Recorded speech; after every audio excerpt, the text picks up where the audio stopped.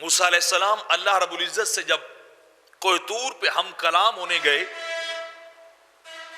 تو رب کائنات انہوں نے ایک منظر دکھایا اپنے عرش کا، اور آپ نے دیکھا کہ عرش کے سائے کے نیچے ایک نوجوان بیٹھا ہے، بڑے آرام سے، بڑی خوبصورتی کے ساتھ، بڑی اعلیٰ جگہ پہ وہ بندہ بیٹھا ہے۔ نوجوان اللہ کے عرش کے سائے میں تشریف فرما ہے۔ موسیٰ علیہ السلام نے رب کائنات کی بارگاہ میں عرض کی، باری تعالیٰ اتنا بتا، یہ شخص جو تیرے عرش کے نیچے بیٹھا ہے، یہ شخص کون، اس کو درجہ کیسے ملا ہے، اس کو یہ اعزاز اور مقام کیسے ملا ہے؟ تو اللہ رب العزت نے ارشاد فرمایا، میرے کلیم یہ وہ شخص ہے جو لوگوں سے حسد نہیں کرتا تھا۔ اللہ نے جس کو جو کچھ دیا ہے، یہ لوگوں کے ساتھ جیلسی نہیں ہوتا تھا، بری سوچ اور فکر ان کے بارے میں نہیں رکھتا تھا، ہر لمحہ اللہ کا شکریہ ادا کرتا تھا،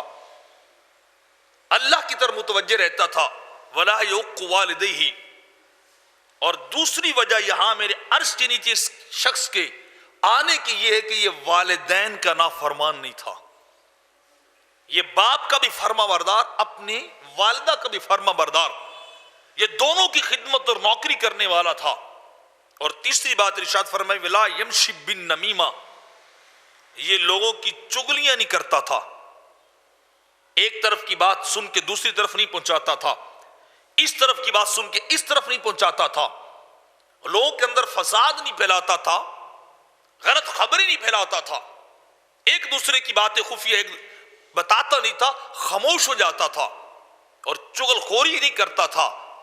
اس وجہ سے آج میں نے اسے اپنے عرش کا سایہ عطا کر دیا ہے۔ یہ میرے عرش کے سائے کے نیچے یہ نوجوان، اللہ رب العزت نے موسیٰ علیہ السلام کو بتایا کہ یہ نوجوان میرے عرش کے سائے کے نیچے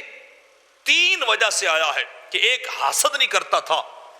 ماں باپ کی نافرمانی نہیں کرتا تھا، اور تیسرا کسی کی چغل خوری بھی نہیں کرتا تھا۔